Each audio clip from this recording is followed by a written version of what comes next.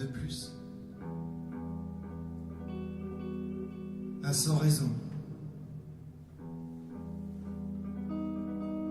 Mais puisque les autres se posent les questions des autres et leur répondent avec les mots des autres, que faire d'autre que d'écrire comme les autres et d'hésiter, de répéter et de chercher, de rechercher, de pas trouver, de s'emmerder, de se dire ça sert à rien. Il vaudrait mieux gagner sa vie. Mais ma vie, je l'aime ma vie. J'ai pas besoin de la gagner. C'est pas un problème du tout. La seule chose qui en soit pas un, c'est tout le reste des problèmes. Mais ils sont tous déjà posés. Ils se sont tous interrogés sur tous les plus petits sujets. Alors moi, qu'est-ce qui me reste ?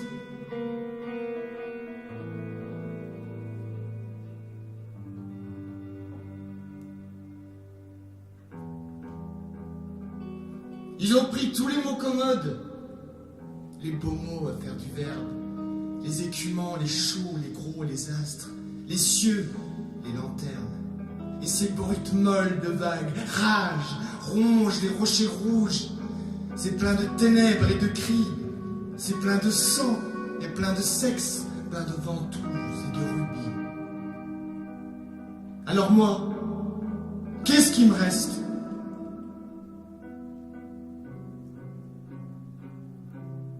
Faut-il me demander, sans bruit et sans écrire, sans dormir ? Faut-il que je cherche tout seul, sans le dire même au concierge, au nain qui court sur mon plancher, au papoiteur de ma poche, ni au curé de mon tiroir ? Faut-il que je me sonde tout seul, sans une sœur tourrière qui vous empoigne la quéquette et vous largue comme un gendarme qui me lance la vaseline ? Faut-il que je me fourre une tige dans les naseaux contre une urémie du cerveau et que je vois couler mes mots ? Ils se sont tous interrogés.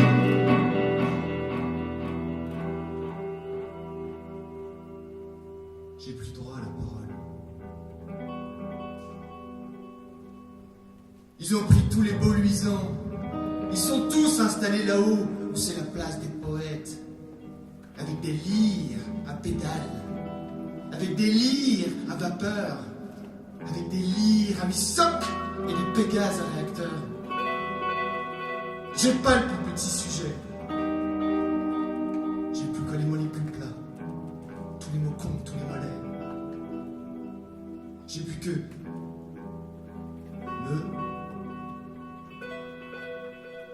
moi, le, la, les. J'ai plus que du, dont, qui, quoi, qu'est-ce, qu'est, elle, lui, nous, vous, ni. Comment voulez-vous que je fasse un poème avec ces mots-là ?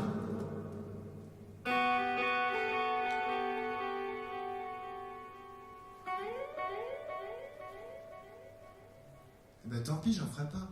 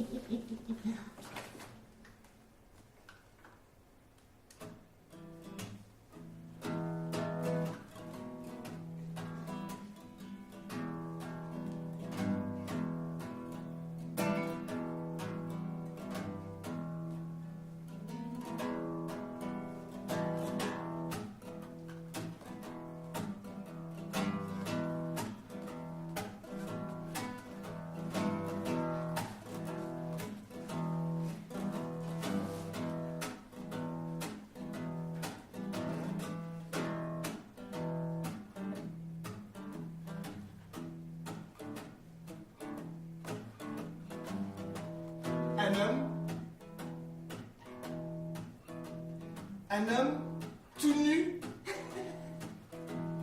un homme tout nu, marchait. Un homme tout nu marchait. La bille à la main. La bille à la main. C'est peut-être pas malin, mais moi ça me fait rire. La bite à la main.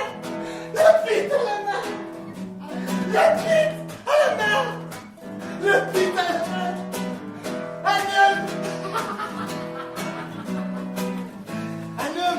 Un homme tout nu. Un homme tout nu. Qui marchait sur le chemin. Le costume à la main. Voilà, ça c'est marrant. Ils ont compris, non? Vous avez compris.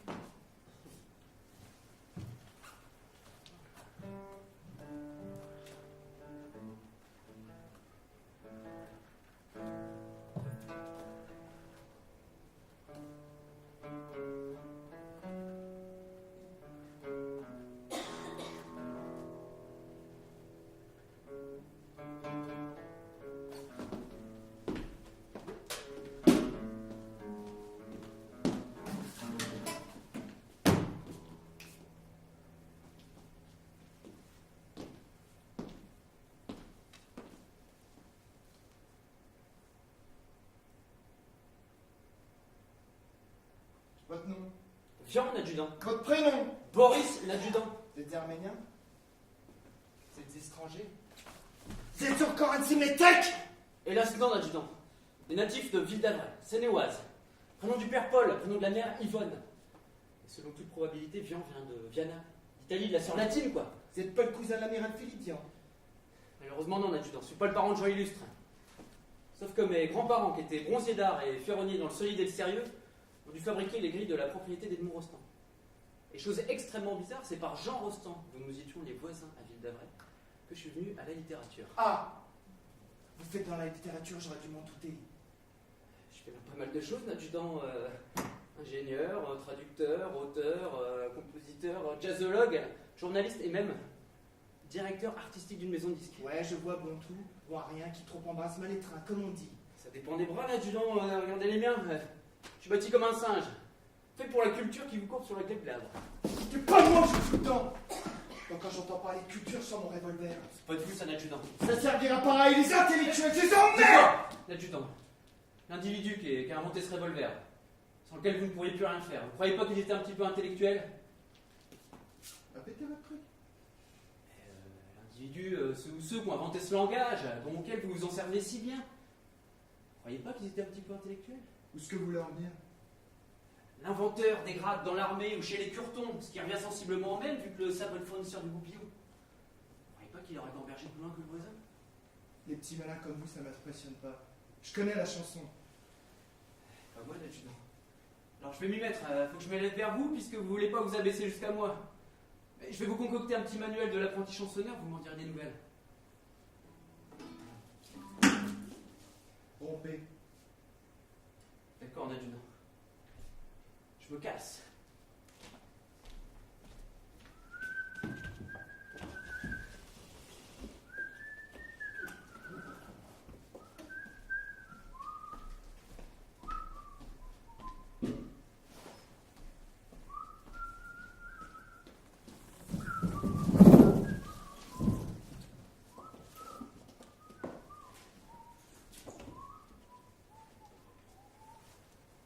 Ce qui compte, c'est pas le bonheur de tout le monde, c'est le bonheur de chacun.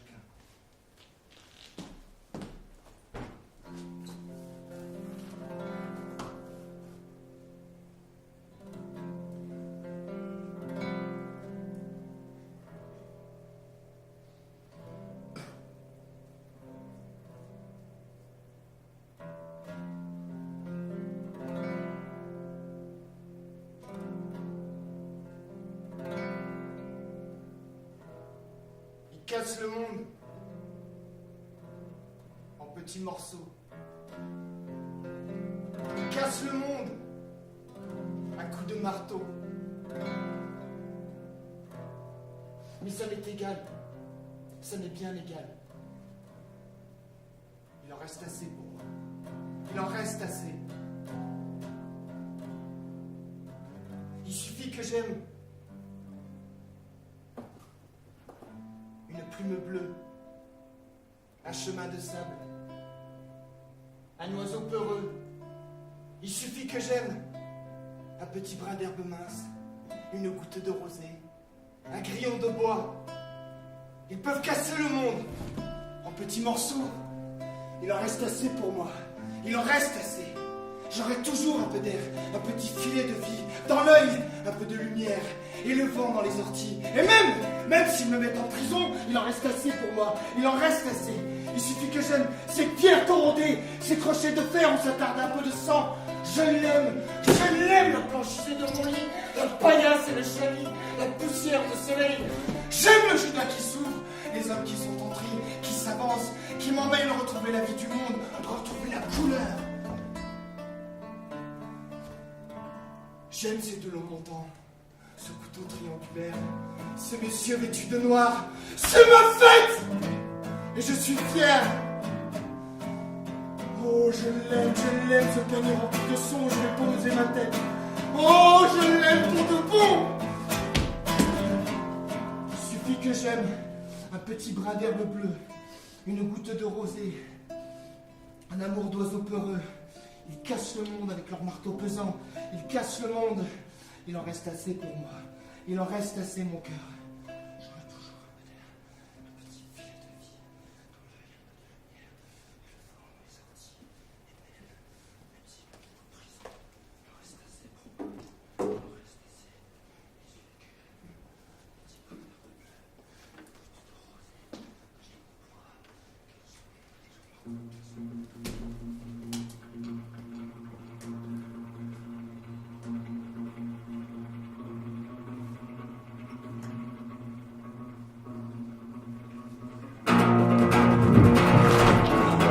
Il a dévalé la colline, ses pieds faisaient rouler des pierres. Là-haut, entre les quatre murs, la sirène chantait sans joie. Il respirait l'odeur des arbres, avec son corps comme une forge. La lumière l'accompagnait et lui faisait danser son ombre. Pourvu qu'il ait son temps. Il sautait à travers les herbes, il accueillit deux feuilles jaunes gorgées de sel et de soleil. Le canon d'un cible crachait de courtes flammes de feu sec. Pourvu qu'il me laisse le temps.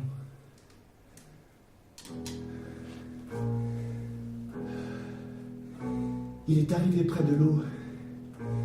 Il y a plongé son visage. Il riait de joie. Il a bu.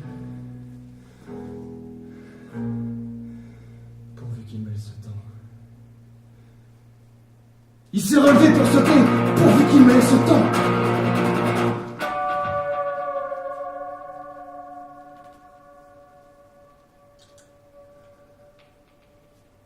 Une abeille de cuivre chaud l'a foudroyé sur l'autre rive.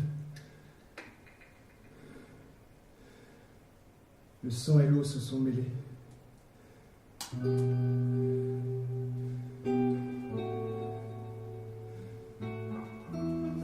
Il avait eu le temps de voir, le temps de boire à ce ruisseau, le temps de porter à sa bouche deux feuilles gorgées de soleil, le temps d'atteindre l'autre rive, le temps de rire aux assassins, le temps de courir vers la femme. Il avait eu le temps de vivre.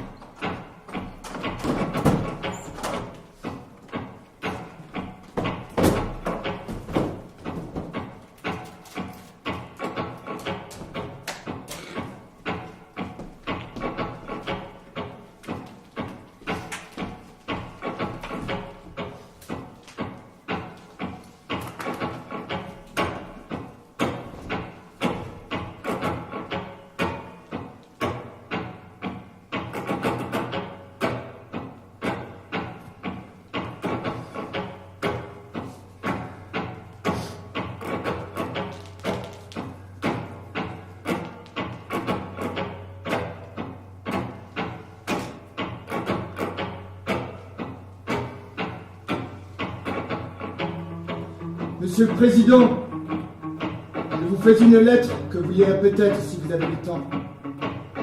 Je viens de recevoir mes papiers militaires pour partir à la guerre avant mercredi soir. Monsieur le Président, je ne veux pas la faire. Je ne suis pas sur terre pour tuer des pauvres gens. C'est pas pour vous fâcher. Il faut que je vous dise, ma décision est prise. Je m'en vais déserter.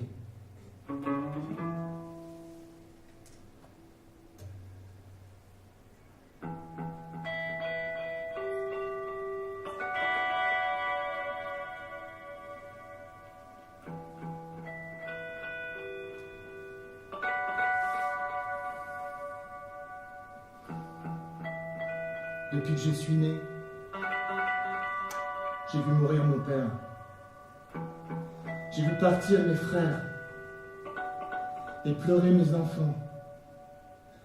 Ma mère a tant souffert qu'elle est dans sa tombe et se moque des bombes et se moque des vers. Quand j'étais prisonnier, on m'a volé ma femme, on m'a volé mon âme et tout mon cher passé.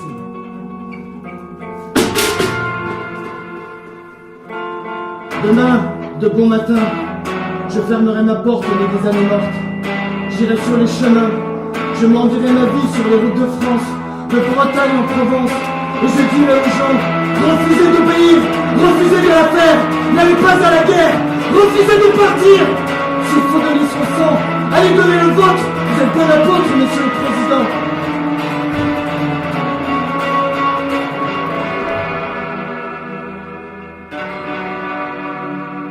Me poursuivez.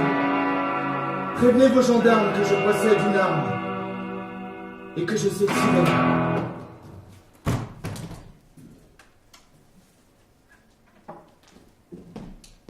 Alors, on prétend qu'il subsiste encore sur ce que chacun se plaît à nommer notre terre des individus dont la préoccupation majeure et les intérêts les plus affirmés sont de manger bien, de boire froid, de se garder le ventre insensible et de se divertir une partie du temps, et de se reproduire, volontairement ou non, à intervalles variables et dans de bonnes conditions. Si réduit que fut le nombre d'individus susmentionnés, il méritait de se voir consacrer quelque étude du genre exhaustive, en raison de leurs remarquables particularités. Mais ne tentons pas d'analyser les causes de leur disparition lente, elles sont trop évidentes, la vraie, la plus importante, la seule à proprement parler déterminante, est la guerre, ou, ce qui revient au même, l'existence du militaire.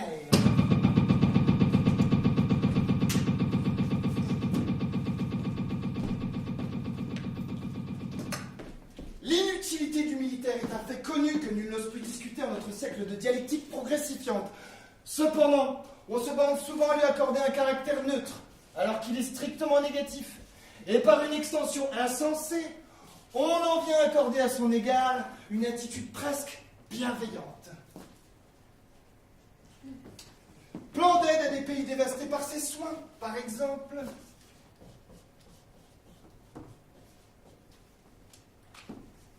Le militaire a poussé l'art du mimétisme à un degré très avancé, et se présente sous des aspects très différents selon les moyens qu'il se propose d'employer pour réaliser son but éternel, qui est l'anéantissement de la race idéale que nous avons défini au premier alinéa de ce chapitre et que nous considérons comme idéal. Le militaire, en temps de paix, peut aller jusqu'à épouser la fille d'un représentant mâle de son espèce et à séduire les adolescents pour les attirer dans des maisons d'illusion nationale nommées Saint-Cyr, école de guerre ou polytechnique. Le militaire occupe une partie de son temps à soigner sa propagande et ses déguisements qui comprennent obligatoirement, lorsqu'il appartient au grade supérieur, le costume complet de père du peuple, la panoplie de libérateur et la tenue civile stricte avec microphone. Le militaire étant donc reconnu comme l'élément essentiel d'anéantissement de la race idéale type, quels sont les moyens de destruction ou de compensation du militaire? Petit manuel d'anéantissement du militaire. Grosso modo, il y a 7 types de militaires dangereux, 3 types anodins et 2 types inoffensifs. Les 7 dangereux sont le maréchal est assimilé, le général est assimilé, le colonel est assimilé, le commandant est assimilé, le capitaine est assimilé, le lieutenant est assimilé, le sous-lieutenant est assimilé. Les 3 anodins sont l'adjudant est assimilé, le sergent est assimilé, le caporal est assimilé. Les 2 inoffensifs sont le soldat de première classe, le soldat de deuxième classe. Alors, les assimilés sont des types modifiés pour vivre dans l'eau ou dans la cavalerie. Par exemple, le grand amiral correspond au général, au maréchal. Et le maréchal des logis correspond au sergent. Voilà, il y en a qui suivent. On remarquera l'ingénieuse complication de toutes ces dénominations, destinées à semer le trouble et la confusion dans les esprits. À tout seigneur, tout honneur, commençons par le premier. Grand A. Destruction du maréchal. Quoique le maréchal ait longtemps paru indestructible et destiné en principe à mourir de vieillesse, il y a divers moyens peu connus d'en venir à bout. Petit A lui arracher la moustache et brûler les timbres qui le représentent. Petit B arguer du fait que le pluriel d'un maréchal, c'est le pluriel d'un maréchal. Des maréchaux. Des maréchaux. Les maraîchers. Des maraîchers. Et leur envoyer cultiver son jardin. Grand B. Destruction du général. Petit A. Le laisser faire une guerre. Et la perdre. Oh, game over. Petit B. Le pluriel d'un général, c'est dégénéré. Dégénéré. Dégénéré. Il suffit d'en prendre 2 à la fois pour les enfermer par paire dans des asiles de fous. Petit C. Faire comme s'il n'existait pas. Ah, si tu n'existais pas. Et le snobber ouvertement à la revue du 14 juillet. Grand C. Destruction du colonel. On détruit le colonel de la même manière que le général, avec encore moins de respect. Grand D. Destruction du commandant. Vous prenez des notes? On le détruit en lui donnant 729 ablations de la jambe gauche à faire en une nuit, avec une scie cassée. À la suite de quoi il s'engage dans l'aviation Ladies and gentlemen, welcome in Bushiva, it's very hot. et se tue de lui-même. Banzai. Grande destruction du capitaine. Le faire passer insensiblement à la catégorie capitaine de pompier. Et allumer des feux partout. Il meurt dans un. Innominé patron de sacrifice secteur. Grand F. Destruction du lieutenant et du sous-idem. Leur faire avaler le petit bâton noueux ou stick, sur lequel ils sont absolument désemparés, ce qui présente l'avantage supplémentaire de leur perforer l'estomac, avec les complications. Granger. Pardon. Granger.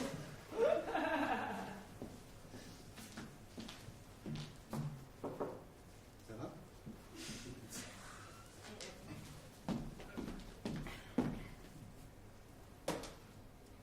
Granger. Destruction des 3 anodins.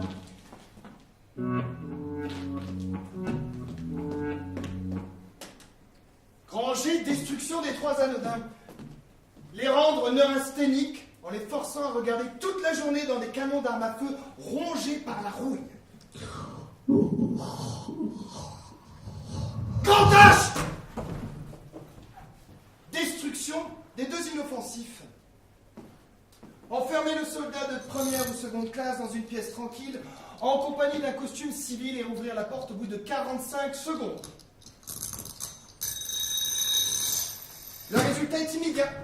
Disparition complète du militaire qui peut être définitive à la condition que les représentants des 10 autres types aient été supprimés au préalable.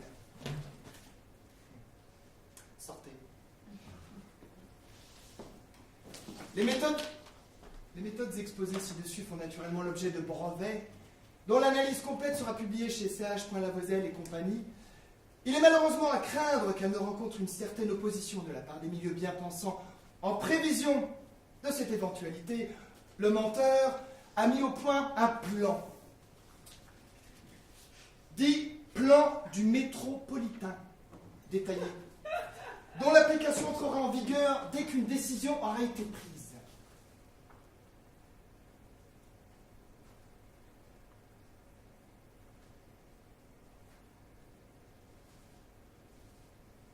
Vous êtes venu en métro?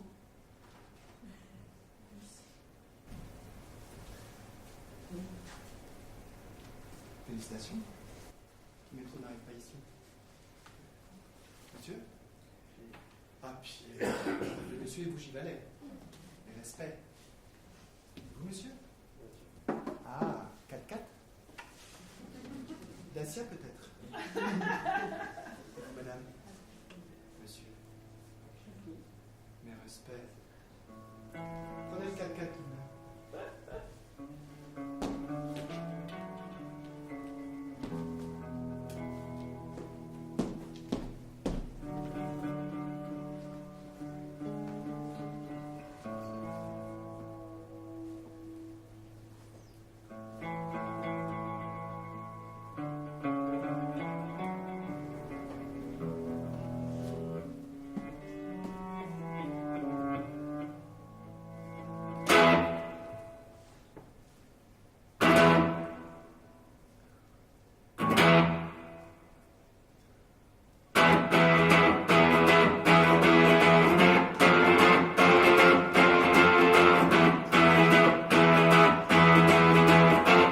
J'ai vendu du neuron, mais ça n'a pas marché. J'ai vendu des cravates, les gens étaient fauchés. J'ai vendu des ciseaux, des lames de rasoir, des peignes en corrosion. J'ai essayé les fraises, j'ai tâté du muguet. J'ai rempli des chaises, réparé des bidets. Je tirais ma charrette sur le mauvais pavé. J'allais perdre la tête, mais j'ai enfin trouvé.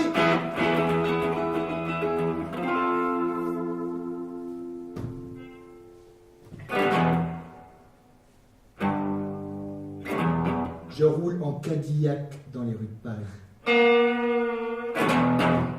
Depuis que j'ai compris la vie, j'ai un petit hôtel très domestique et un chauffeur.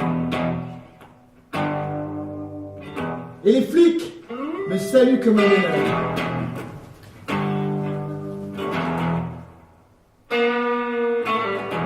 Je vends des canons, des courts et des longs, des grands et des petits. Jamais tout!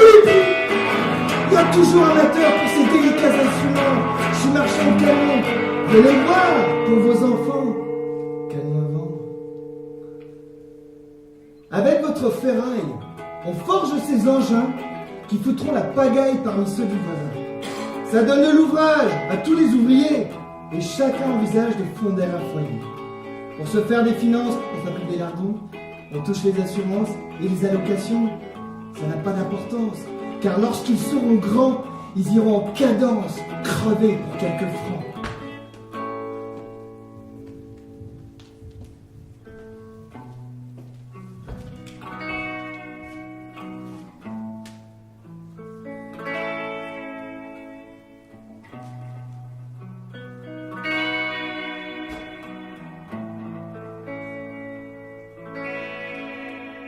Je vendais des canons dans les rues de la terre.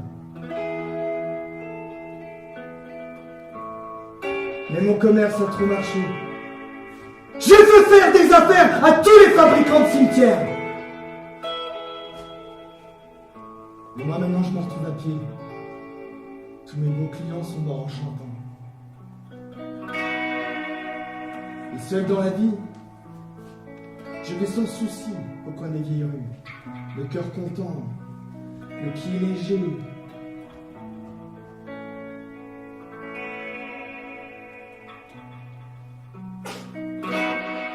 Je danse la carmagnole! Y'a plus personne sur le pavé! Canon en sol.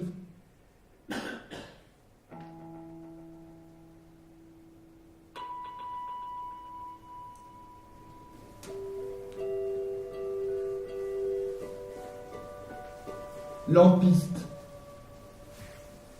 Nom masculin. Ouvrier qui fait de lampes un réservoir. Subalterne qu'on fait passer pour responsable d'une faute.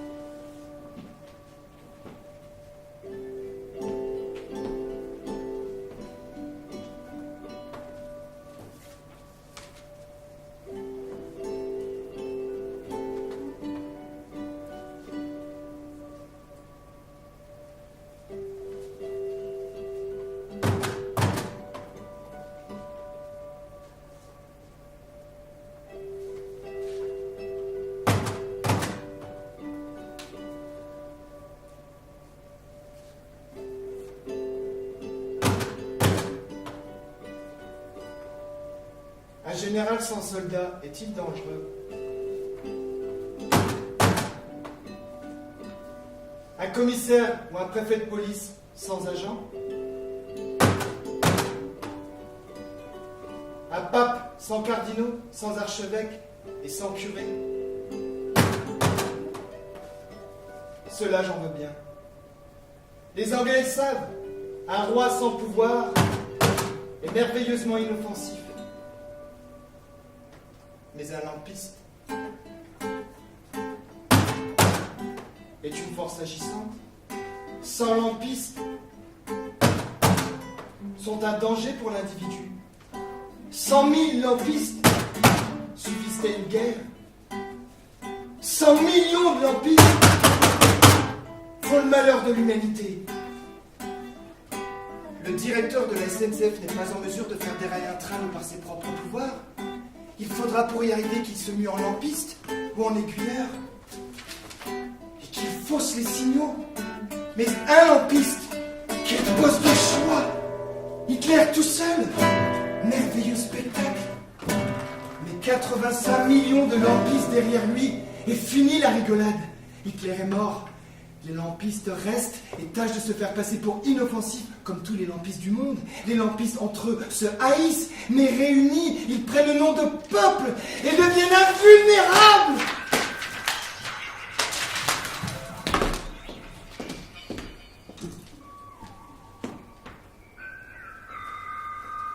L'individualisation du peuple est la seule défense contre le lampiste.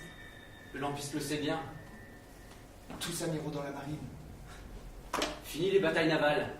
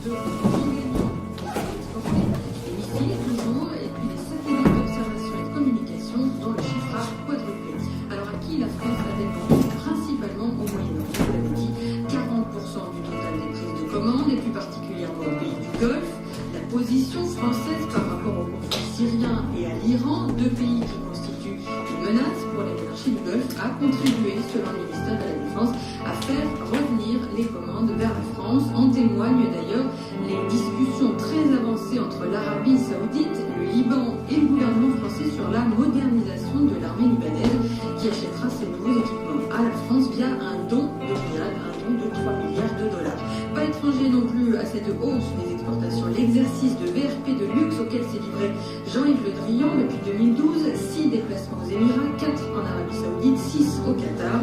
Et 2014 s'annonce sous les mêmes auspices. Elle pourrait même être exceptionnelle si l'Inde se décide à acheter dans Rafale un contrat de près de 12 milliards de héros qui n'est pas encore signé. J'allais dire merci à la France qui rit et celle qui pleure. Les embauches sont en baisse au 4e trimestre, moins 1,4% après avoir stagné le reste de l'année 2013. C'est encore un indicateur assez inquiétant. Chez Maurice Ducrot, le transporteur français en redressement judiciaire, le comité d'entreprise se prolonge cet après-midi. Après les syndicats sont satisfaits de l'offre remaniée du principal actionnaire.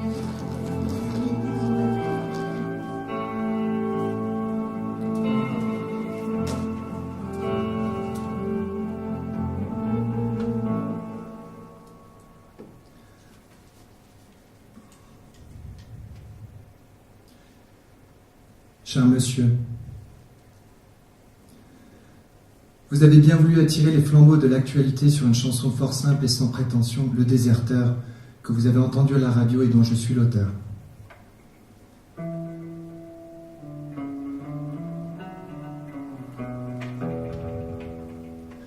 Vous avez cru devoir prétendre là qu'il s'agissait d'une insulte aux anciens combattants, des guerres passées, présentes et à venir. Vous avez demandé au préfet de la Seine que cette chanson ne passe plus sur les ondes. Ceci confirme à qui veut l'entendre l'existence d'une censure à la radio. Et c'est un détail utile à connaître. De deux choses l'une. Anciens combattants, vous battiez-vous pour la paix ou pour le plaisir? Si vous vous battiez pour la paix, répondez à la question suivante. Si l'on n'attaque pas la guerre pendant la paix, quand aura-t-on le droit de l'attaquer?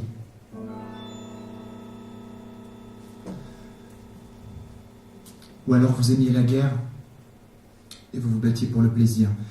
C'est une supposition que je ne me permettrai pas même de faire car, pour ma part, je ne suis pas du type agressif. Ainsi, cette chanson qui combat ce contre quoi vous avez combattu, ne tentez pas en jouant sur les mots de la faire passer pour ce qu'elle n'est pas. Ce n'est pas de bonne guerre. Car il y a de bonnes guerres et de mauvaises guerres.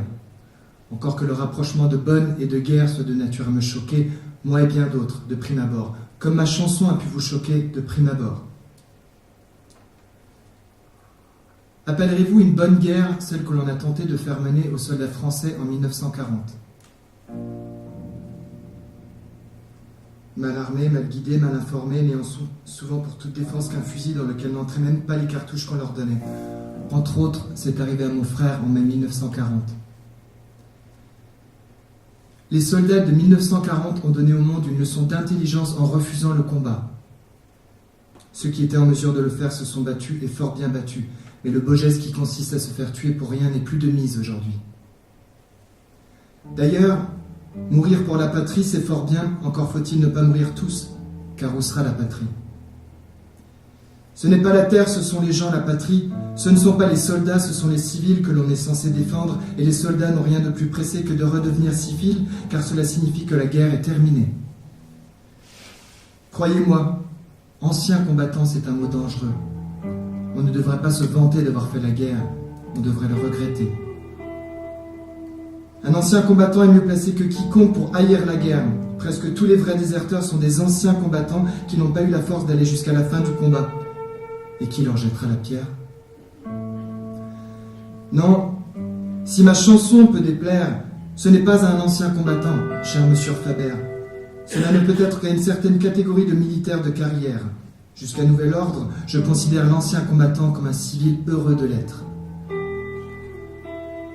Non, monsieur Faber, ne cherchez pas l'insulte où elle n'est pas, et si vous la trouvez, sachez que c'est vous qui l'aurez mise.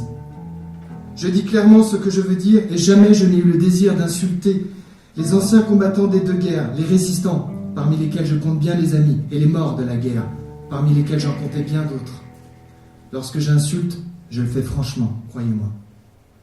Jamais je n'insulterai des hommes comme moi, des civils, que l'on a revêtus d'un uniforme pour pouvoir les tuer comme de simples objets en leur bourrant le crâne de mots d'ordre vides et de prétextes fallacieux. Se battre, sans savoir pourquoi l'on se bat, est le fait d'un imbécile et non celui d'un héros. Le héros, c'est celui qui accepte la mort lorsqu'il sait qu'elle sera utile aux valeurs qu'il défend. Le déserteur de ma chanson n'est qu'un homme qui ne sait pas, et qui le lui explique. Je ne sais pas de quelle guerre vous êtes anciens combattants, mais si vous avez fait la première, reconnaissez que vous étiez plus doués pour la guerre que pour la paix. Ceux qui, comme moi, ont 20 ans en 1940, ont reçu un drôle de cadeau d'anniversaire. Je ne pose pas pour les braves, Ajourné à la suite d'une maladie de cœur, je ne me suis pas battu, je n'ai pas été déporté, je n'ai pas collaboré. Je suis resté 4 ans durant un imbécile sous-alimenté parmi tant d'autres. Un qui ne comprenait pas parce que pour comprendre, il faut qu'on vous explique. J'ai 34 ans aujourd'hui et je vous le dis.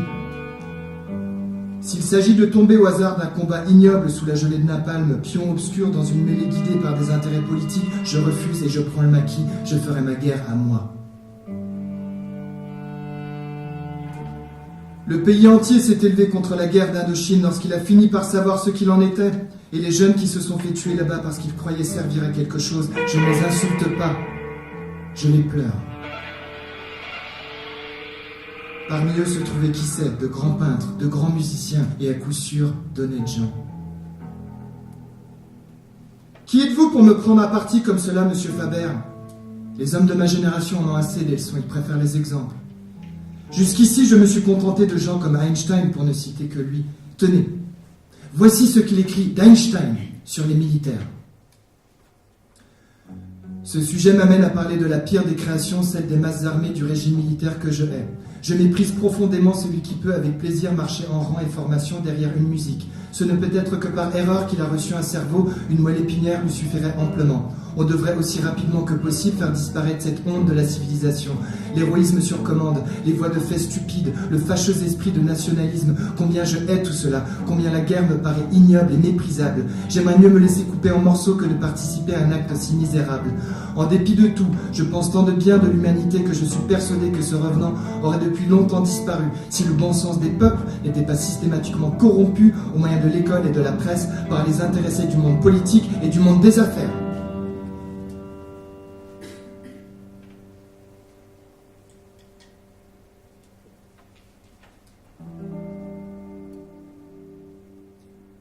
Attaquerez-vous Einstein, monsieur Faber?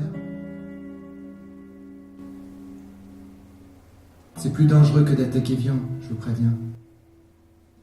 Et ne me dites pas qu'Einstein est un idiot, les militaires eux-mêmes vont lui emprunter ses recettes car ils reconnaissent sa supériorité, voire chapitre atomique. Ils n'ont pas l'approbation d'Einstein, vous le voyez, ce sont de mauvais élèves, et ce n'est pas Einstein le responsable d'Hiroshima, ni de l'empoisonnement du Pacifique. Ils vont chercher leurs recettes chez lui et s'en empressent d'en oublier le mode d'emploi. Vous avez oublié le mode d'emploi de ma chanson, monsieur Faber. Pour tout vous dire, je trouve assez peu glorieuse, s'il faut parler de gloire, la façon dont vous me cherchez noise. Auteur à scandale, ingénieur renégat, ex-musicien de jazz, ex-tout ce que vous voudrez. Je ne pèse pas lourd devant monsieur Paul Faber, conseiller municipal. Je suis une cible commode, vous ne risquez pas grand-chose, et vous voyez pourtant loin de déserter, j'essaie de me défendre. C'est pour vous une opération sans danger, vous le savez, vous jouez à coup sûr. Vous voyez, je ne suis même pas sûr que France Dimanche publie cette lettre. Que me restera-t-il pour lutter contre vos calomnies? Ne vous battez pas comme ça, monsieur Faber. Et croyez-moi, si je sais qu'il est un lâche, je ne me déroberai jamais devant un adversaire, même beaucoup plus puissant que moi, puisque c'est moi qui clame la prééminence de l'esprit sur la matière et de l'intelligence sur la brutalité. Il m'appartiendra d'en faire la preuve. Et si j'échoue, j'échouerai sans gloire. Comme tous les pauvres gars qui dorment sous 1 mètre de terre et dont la mort n'a vraiment pas donné à un survivant le goût de la paix. Mais de grâce, ne faites pas semblant de croire que lorsque j'insulte cette ignominie qu'est la guerre, j'en insulte les malheureux qui en sont les victimes. Et plutôt que de vous prendre pour un hypocrite, j'ose espérer qu'en vérité vous n'aviez rien compris et que la lettre dissipera heureusement les ténèbres. Et un conseil. Si la radio vous ennuie, tournez le bouton ou donnez votre poste. C'est ce que j'ai fait depuis 6 ans. Choisissez ce qui vous plaît, mais laissez les gens chanter et écouter ce qui leur plaît.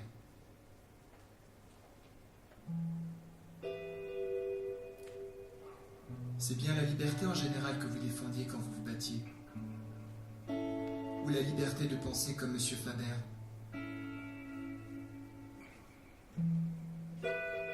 Bien cordialement, Boris Vian.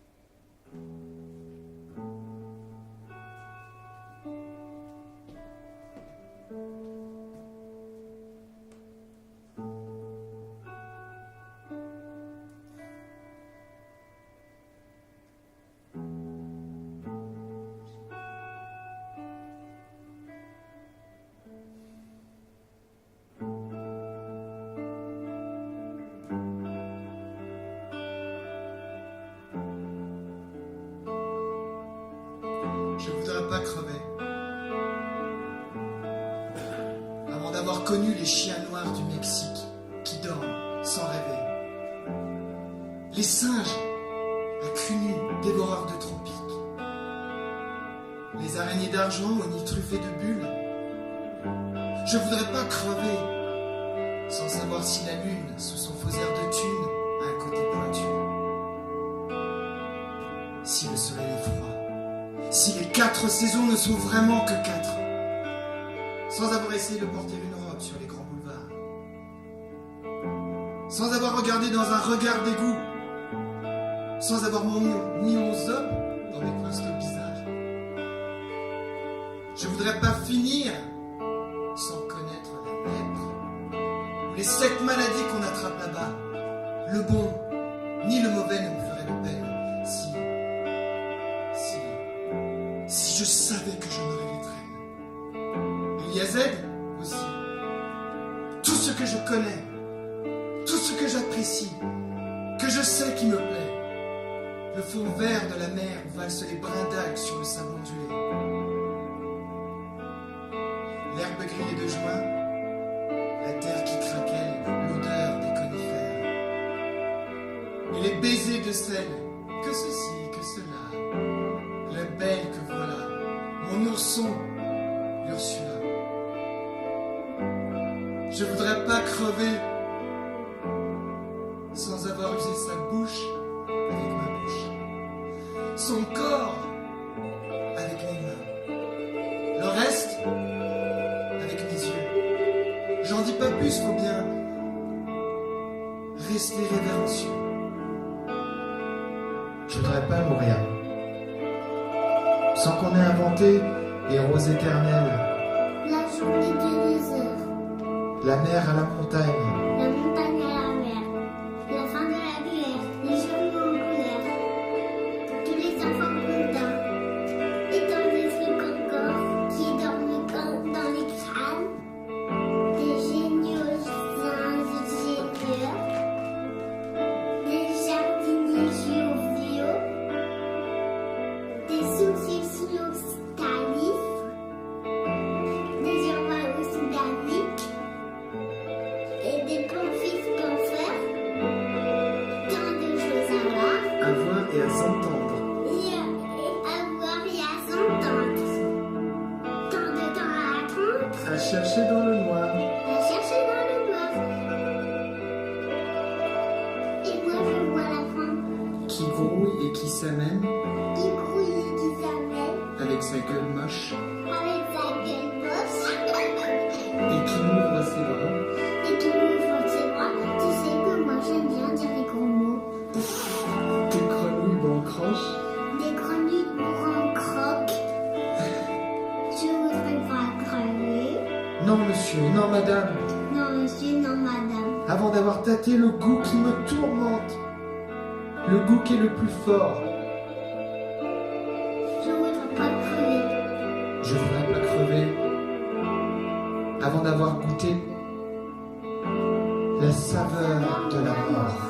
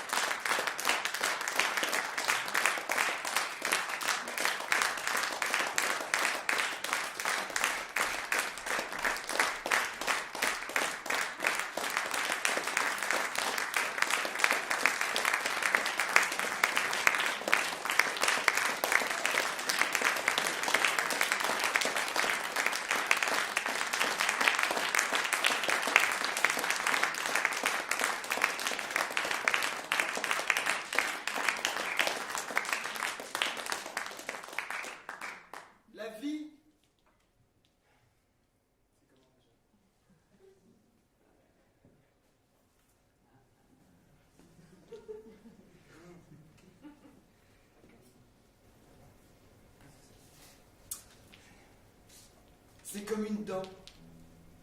La vie, c'est comme une dent. D'abord, on n'y a pas pensé. On s'est contenté de mâcher.